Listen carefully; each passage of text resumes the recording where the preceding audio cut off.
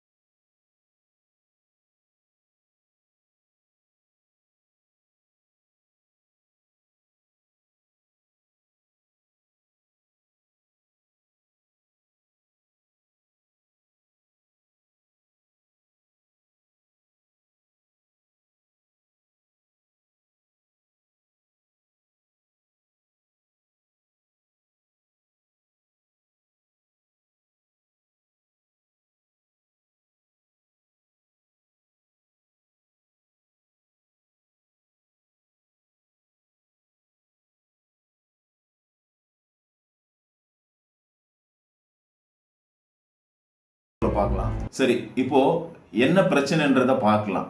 அதாவது கஜுராவோன்னு சொன்னா பல அழகிய சிற்பங்கள் இருக்கிற ஒரு ஏரியா, அது நார்த் இந்தியாவில் இருக்கு. அந்த இடத்துல ஒரு விஷ்ணு சிலை இருக்கு. அந்த விஷ்ணு சிலையில பாத்தீங்கன்னா தலை இல்லை.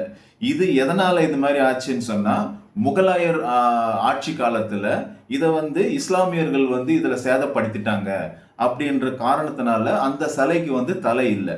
இப்போ என்ன பிரச்சனை, இந்த சிலைய விஷ்ணு சிலைய இருக்கிறதுனால இந்த சிலைய கர்ப்ப கிரகத்துல வைக்கணும் அப்படின்னு சொல்லி ஒரு பிரிவு. அதாவது இந்த விஷயத்தை பொறுத்த வரைக்கும் ரெண்டு ப்ராப்ளமா, அதாவது மீடியாக்கள் ரெண்டு விதமா இதை ப்ரொஜெக்ட் பண்ணியிருக்காங்க. ஒன்று என்னன்னு சொன்னா, அதாவது சங்கிகள், அதாவது அந்த சிலைய ரெண்டு பெரிய சங்கிகளே ரெண்டு பிரிவா இருக்கிறாங்க. அந்த ரெண்டு பிரிவுல ஒரு சங்கி பிரிவு என்ன பண்றாங்கன்னு சொன்னா, இந்த சிலைய சுத்தப்படுத்தின்னு சொன்னா அதை அந்த பூஜைங்கெல்லாம் பண்ணி மறுபடியும் கர்ப்பகிரகத்துல வைக்கணும் அப்படின்னு சொல்லி ஒரு பிரிவு. இன்னொரு பிரிவு என்னன்னு சொன்னா, அதாவது இது இஸ்லாமியர் மன்னர்களால, இஸ்லாமியர்களால அவங்க ஒரு முஸ்லீம்னால தாக்கப்பட்டு அது இது பண்ணதுனால, அதை சேதப்படுத்துறதுனால இது கர்ப்ப கிரகத்துல வைக்கிறதுக்கான தகுதி கிடையாது.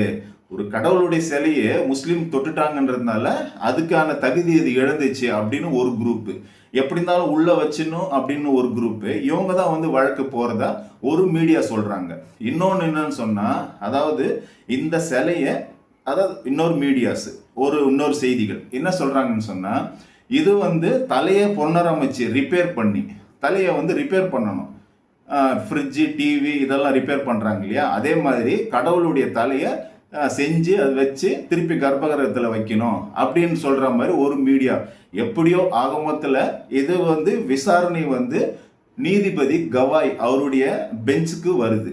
அப்போ இவர் என்ன பண்றாருன்னு சொன்னா, இதுல இருக்கிற அரசியல் என்னன்னு சொல்லிட்டு பாக்குறாரு. இது ஒரு விளம்பரத்துக்காக பண்றீங்க, இந்த விஷயத்த டைம் வேஸ்ட் பண்றீங்க இப்படின்னு அவர் என்ன பண்றாருன்னா திங்க் பண்றாரு. ஏன்னா இந்த ஆர்கியாலஜிஸ்ட் அப்படின்னு சொல்லுவாங்க, தொல்லியல் துறை இருக்கு நம்ம இந்தியாவில், பல துறைகள் இருக்கு. இப்போ தபால் துறை இருக்குது, டெலிகாம் துறை இருக்கு, இந்த மாதிரி ஒரு டிபார்ட்மெண்ட் இருக்கு. அவங்களுக்குன்னு ஒரு ரூல் வச்சிருக்கிறாங்க. அதே மாதிரி தான் இந்த ஆர்கியாலஜிஸ்டுக்கு ஒரு தொல்லியல் துறைக்கான ஒரு ரூல் இருக்கு. பழைய சிற்பங்கள் எப்படி இருக்கோ அதை அப்படியே தான் பாதுகாக்கணும்னு சொல்லிட்டு, இந்த பேசிக் அறிவு கூட தெரியாம இந்த டெல்லியில் இருக்கிற அந்த சங்கி கூட்டம் என்ன பண்ணுதுன்னா, ஒரு மனுவை தாக்கல் பண்றாங்க. இதை கர்ப்ப கிரகத்தில் வைக்கணும், இந்த சிலையை புனரமைக்கணும். வேலை இல்லாதவங்களுக்கு இப்போ நீங்களே யோசிங்க, நீதிபதிகள் என்றவங்க எவ்வளோ பெரிய ஒரு வேல்யூபிள் பர்சன்ஸ். அவங்களுக்கு பல லட்சக்கணக்கில் சம்பளம் கொடுத்து அந்த அந்த அட்மாஸ்பியரை நினச்சி பாருங்க. ஒரு நிமிஷமும் பல லட்சங்கள் செலவிடப்படுதாங்க. இந்த இடத்துல போயிட்டு இந்த சிலையில போயிட்டு வைக்கணும். அதாவது லாஜிக்கே யோசிங்க, இதை வைக்கிறதுக்கு பாசிபிலிட்டி இருந்தால் வைக்கலாம். இது ஒரு டிபார்ட்மெண்ட், ஆர்கியாலஜி டிபார்ட்மெண்ட் கண்ட்ரோல் இருக்கு. அதையும் தாண்டி இதை வந்து வழக்க எடுத்துட்டு போறானுங்கன்னா இவனுங்க எப்படியாப்பட்ட உருப்படாத ஒரு. அதனால என்ன பண்றாருன்னா, சும்மா டைம் வேஸ்ட் பண்ணாதீங்க நீங்க. அவர் என்ன கருத்து சொல்றாருன்னு சொன்னா, ஒரு கருத்து, அந்த கருத்து தான் இவனுங்களை வந்து கோபம் அடை வைக்குது. அதாவது நீதிபதி கவாய், அவருடைய பின்புலத்தை அப்புறம் பார்க்கலாம். அவர் என்ன பண்றாருன்னா ஒரு கருத்தை சொல்றாரு. நீங்க ஒரு சில கருத்தை சொல்றப்ப இவங்களுக்கு கோபம் வருது. அதாவது கடவுள்கிட்டே போய் கேளுங்க அந்த சிலையை, அதுக்கான தீர்வை. அதே வந்து தலையை செட் பண்ணிட்டு அவர் அந்த தீர்வை வந்து அவங்ககிட்ட கேளுங்க அப்படின்னு சொல்றாரு. அப்போ ஏன் இது எதுக்கு கேஸ்க்கு எடுத்துட்டு வரீங்க? இது வந்து விளம்பர நோக்கத்தோட பண்றது, இதுக்கு டைம் வேஸ்ட் அப்படின்னு சொல்லி கடவுளிடையே முறையிடுங்க அந்த பிரச்சனைக்கு அப்படின்னு சொல்லி இந்த விஷயத்த லெஃப்ட் ஹேண்ட்ல தள்ளி விடுறாரு. இதை பார்த்து ஒரு சங்கி, அவன் பேரு வந்து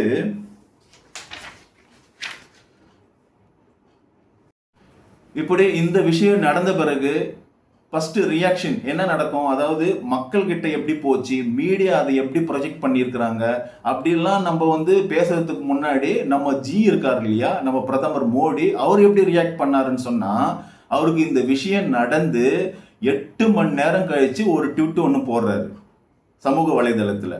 அதுக்கப்புறமா அவரை வந்து 8 மணி நேரம் கழிச்சு ஃபோனில் கால் பண்ணி பேசியிருக்கிறாரு.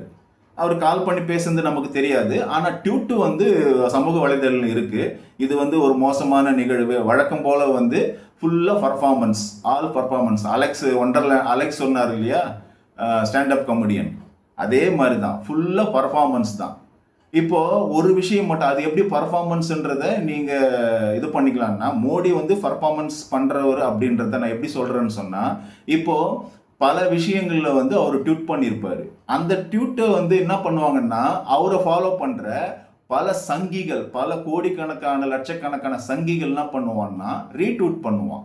ஆனா இந்த ட்வீட்டை வந்து யாராவது போய் ரீட்வீட் பண்ணிடுறாங்க பாருங்க. ஏன்னா நடிக்க வேண்டிய கட்டாயம் இங்க வந்து பர்ஃபார்மன்ஸ் பண்ண வேண்டிய கட்டாயம் மோடிக்கு தானே தவிர அவங்கள ஃபாலோவர் கிடையாது. ஏன்னா அவங்க ஃபாலோவராக திருப்பி போட்டா அது ஒரு மெசேஜா போகும். அது இந்த மாதிரி நீதிபதிக்கு இவ்வளோ அவமானம் நடந்துச்சு, இது வந்து ஒரு குறைஞ்சபட்சம், அதாவது 8 மணி நேரம் ரியாக்ட் பண்றது எந்த நாட்டில் நடக்கு நீங்க சொல்லுங்க? ஒரு தலைமை நீதிபதிக்கு இந்த மாதிரி நடந்திருக்கு. இவர் வந்து 8 மணி நேரம் கழிச்சு என்ன நடந்திருக்கும் நீங்க யோசித்து பாருங்க. உடனே போன் அடிச்சிருப்பார் RSS அவங்களுடைய தலைவருக்கு மோகன் பாகவத். அவர் ஃபோன் பண்ணி இந்த மாதிரி நடந்துச்சுங்க. அப்படியா, சரி சரி இருங்க, அப்படியே கான்ஃபரன்ஸ் இருங்க. சங்க பரிவாரத்துக்கு வந்து கான்ஃபரன்ஸ் போட்டிருப்பார். அந்த சங்கி வேற யாராவது ஒரு டீம் இருப்பாங்க இல்லையா, இவங்களுக்குள்ள வந்து ஒரு கான்ஃபரன்ஸ் போட்டு ஒரு கன்க்ளூஷனுக்கு வந்திருப்பாங்க. இப்படி கான்ஃபரன்ஸ் எல்லாம் பேசி சரி என்ன பண்ணலாம், இதுக்கு இந்த மாதிரி நடந்துச்சு, இன்னும் சொல்லாம ஒரு ட்வீட்டாவது போடலன்னு நல்லா இருக்காது, ஃபோன்லாவது பேச நல்லா இருக்காது. ஏன்னா இவங்க பூராவே சங்கிங்க. இந்த சங்கிங்களை வந்து நாட்டை வழிந்து எப்படி வழி நடத்துவானுங்கன்னா எல்லாமே பேக் தான் போவோம், ரிவர்ஸ் தான் போயிட்டு இருக்கும். நீங்க வளர்ச்சின்னு சொல்லிட்டு சொல்லுவாங்க, ஆனா வளர்ச்சி ஒண்ணுமே இருக்காது. கேட்டா ஜிடிபியில முன்னேறிச்சு அப்படின்வானுங்க. ஜிடிபி வச்சு ஒரு தனிநபருடைய முன்னேற்றத்துக்கு எப்படி யூஸ் ஆகும்னு எந்த பொருளாதார நிபுணர்களும் சொல்ல முடியாது. என்னுடைய தனிநபருடைய வருமானம் என்ன, என்னுடைய வாழ்க்கை தரம் உயர்ந்திருக்கா, நாடு உயர்ந்திருக்குன்னு சொல்லுவானுங்க. யார் நாடுன்னா யாருன்னா கார்பரேட்டு, அதானி அம்பானி, இவனுங்க தான் நாடு. அப்போ இவனுக்கு முன்னேறினா நம்ம முன்னேறின மாதிரியா? என்ன லாஜிக்னு எனக்கு புரியல இது. இப்போ நீங்கள் சைனாவை எடுத்துங்க.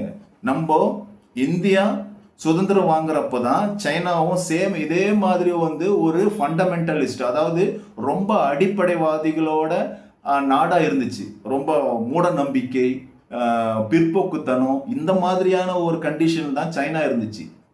இன்னைக்கு நீங்க சர்ச் பண்ணுங்க, தனிநபருடைய, சைனாவின் குடிமகனுடைய தனிநபர் வருமானம் என்ன, இந்தியாவினுடைய வருமானம் என்ன, அங்க இருக்கிற பெண்கள் பாதுகாப்பு என்ன, இங்க இருக்கிற பாதுகாப்பு என்ன, அங்க இருக்கிற சுற்றுப்புற சூழல் எப்படி இருக்குது, அதாவது ரொம்ப கேவலமா வச்சிருக்கிறது, சிட்டியை கேவலமா வச்சிருக்கிறது, ஒரே கழிவு, எங்க பாரு குப்பை, எங்க பாரு எச்சல் துப்புறது, இது எப்படி இருக்கு, அங்க எப்படி இருக்கு, அங்க இருக்கிற மின்சார சாதனங்கள் அங்க எப்படி டிஜிட்டல் இது உயர்ந்திருக்கு, இங்கே எப்படி இருக்கு, இப்படி கம்பேர் பண்ணுங்க. அப்போ நம்மளுடைய அரசியலை நம்ம புரிஞ்சுக்கணும். இந்த சங்கிகள் வந்து என்னைக்குமே முன்னோக்கி போற அரசியலே செய்ய மாட்டானுங்க. அது மாதிரி ஒரு பாவலா பண்ணிக்கிட்டு கார்பரேட்டை உயர்த்திட்டு இருப்பாங்க. அப்போ நம்ம இந்தியாவுக்கு கடவுள்கள் வந்து தேவையில்லை. நம்ம அனைத்து மக்களுக்கான முன்னேற்றத்துக்கான முன்னெடுப்பு தான் தேவை அப்படின்றத நம்ம எப்போ புரிஞ்சுக்க போறோம்னு தெரியல. சரி, அந்த மேட்டர் அப்படி இருக்க, அதுக்கப்புறமா வந்து பிஆர் கவாய் அவர் யாருன்றத ஒரு சின்னதா நான் உங்களுக்கு சொல்லணும்னு ஆசைப்படுறேன். பிஆர் கவாய் அவர் வந்து அவருடைய தந்தை வந்து ஒரு அம்பேத்கரிஸ்ட். ஆர்எஸ் கவாய் அவர் பேரு. அவர் வந்து அம்பேத்கரோட வந்து பயணம் பண்ணியிருந்தாரு. அரசியல் அரசியல் தளத்துல அண்ணல் அம்பேத்கர் கூட பயணம் செஞ்சவர். அதனால வந்து அவரு வந்து அம்பேத்கர் எப்படி புத்த மதத்தை தழுவினாரோ, 4 லட்சம் மக்களை ஒன்றா திரட்டி ஒரு புரட்சி செய்து புத்த மதத்திற்கு தழுவினாரோ, அதே மாதிரி இந்த கவாய் பிஆர் கவாயுடைய அப்பாவாக இருந்த ஆர்எஸ் கவாய் வந்து புத்த மதத்தை தழுவியவர்.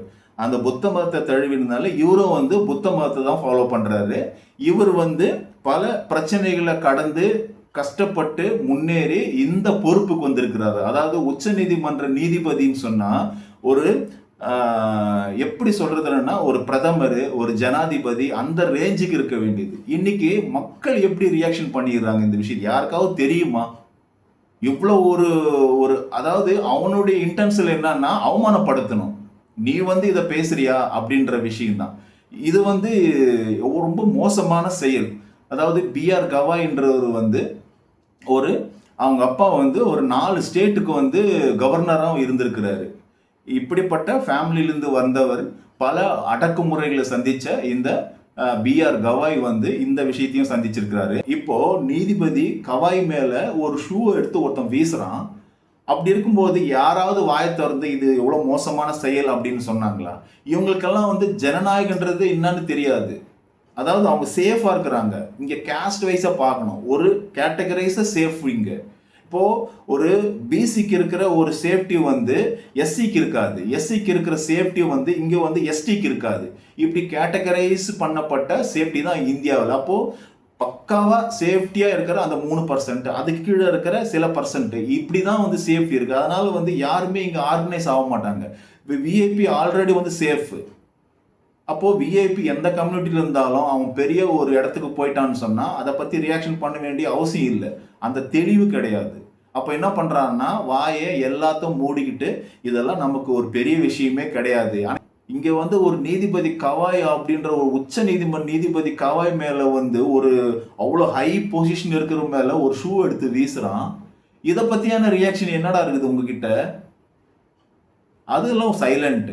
அதாவது இப்போ இந்த நிகழ்வு டெல்லியில இந்த நிகழ்வு நடந்த பிறகுதான் இங்க சென்னையில அண்ணன் திருமா வந்து ஒரு ஈவெண்ட்டை வந்து கண்டக்ட் பண்றாங்க. குரூப் வந்து கண்டக்ட் பண்ண விஷயத்துல அவர் பேசிட்டு வர்றாரு.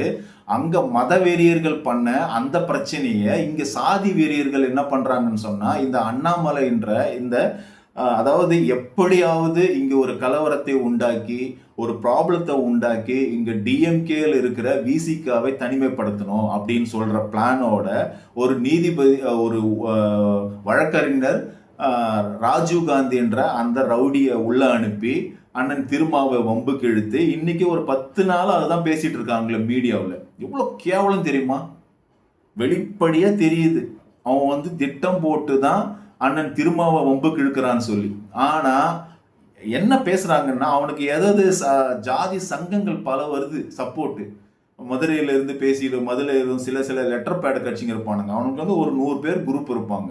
அந்த இப்போ நீ மாமன்னன் படத்துங்கள்லாம் தெரியும். ஒரு ஜாதி சங்கம் எப்படி இயங்குது, அந்த சங்கத்துக்குள்ள எப்படி கட்டுப்பாடுகள் இருக்கு அப்படின்னு மாமன்னன் படத்துல இயக்குனர் மாரி வந்து அழகா சொல்லியிருப்பாரு.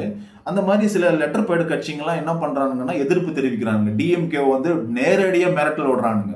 எல்லாமே ஓட்டு தான். நீங்க ஓட்டு கேட்டு வருவீங்களா எங்களுடைய அப்ப உடனே யார் அவன் விழுந்தவன், அதாவது அந்த காருக்கு முன்னாடி தலைவருடைய அண்ணன் திருமாவுடைய காருக்கு முன்னாடி நிறுத்தின என்ன சாதி, அவனுடைய பின்புலத்துல எல்லாமே வந்துட்டானுங்க. அதுக்கு பின்னாடி அண்ணாமலை, பாலிமர் டிவி, இப்படி அந்த பிரச்சனையை பேசிட்டு இருக்கானுங்க. டெல்லியில எப்படி அவ்வளோ மோசமான ஒரு ஒரு தேவையில்லாத விஷயத்துக்கு இவ்வளோ பெரிய நீதிபதி மேல ஒரு ஷூவை வீசுறானோ, ஒரு தேவையில்லாத டைம் வேஸ்ட் பண்ணி அங்க ஒரு மீடியா அதை வந்து அவரை வந்து கார்னர் பண்ணிட்டு இருக்காங்களோ, அதே மாதிரி இங்க தலைவர் திருமாவும் இங்க வந்து கார்னர் பண்ணிட்டு இருக்கானுங்க.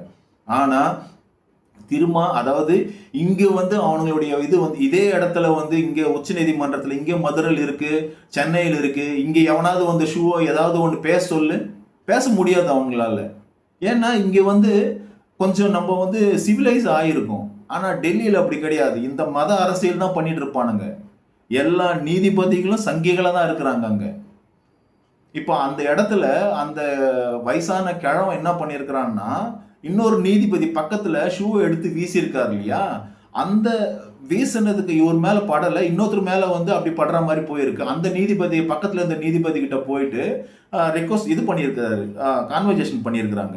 நான் உங்களை டார்கெட் பண்ணி அடிக்கல, அவரை தான் டார்கெட் பண்ணி அடிச்சேன் அப்படின்னு சொல்லிட்டு ஒரு நீதிபதி கிட்ட போயிட்டு இந்த விஷயத்தை நீ ஷேர் பண்றேன்னு சொன்னா, அந்த நீதிபதி எப்ப இந்த வீடியோவில் நான் என்ன சொல்ல வரேன்னு சொன்னா, நம்ம இந்தியாவின் முன்னேற்றத்துக்கான விஷயம் வந்து எவ்வளவோ இருக்கு. அதெல்லாம் நம்ம வந்து பேசாம தேவையில்லாத விஷயத்த, அதாவது இது வந்து ஒரு ஆர்கியாலஜி டிபார்ட்மெண்ட்ல இருக்கிற இந்த விஷயத்த அவங்களுக்கு கொஞ்சமாவது லாஜிக்கா யோசிச்சிருந்தாங்கன்னா இதெல்லாம் வந்து கோர்ட்டுக்கு வர வேண்டிய விஷயமா அப்படின்றத வந்து யோசிச்சிருப்பாங்க. அந்த விஷயம் நடந்து அதன் மூலமா மீடியாக்கள் அவர் வந்து கவாயை வந்து கார்னர் பண்ணி இந்த விஷயத்த ஒரு சங்கி ஹாஸ்பிட்டல்ல மனநல காப்பகத்துல விட வேண்டிய அந்த சங்கி அவன் என்ன பண்றான்னு சொன்னா அவனுடைய ஐடியாலஜி ட்ரிகர் ஆகி அவன் ஷூவை வீசுறான். இதெல்லாம் வந்து தேவையில்லாத விஷயம். நாட்டுக்கு எவ்வளவோ தேவையான விஷயத்த டீல் பண்ண நீதிமன்றங்கள் அது வந்து ஒரு விசேஷித்த இந்தியாவினுடைய தூண்களில் முக்கியமான தூண் வந்து நீதிமன்றம். அதை எப்படி நம்ம பயன்படுத்தணுமோ அப்படி பயன்படுத்தினாதான் நாட்டுக்கு முன்னேற்றம் இருக்குன்னு சொல்லி இந்த நான் வீடியோ முடிக்கிறேன். தொடர்ந்து என் வீடியோ பாருங்க. என் வீடியோ உங்களுக்கு பிடிச்சிருந்தா லைக் பண்ணுங்க, கமெண்ட் பண்ணுங்க, சப்ஸ்கிரைப் பண்ணுங்க, எனக்கு ஆதரவு கொடுங்க. நன்றி, வணக்கம்.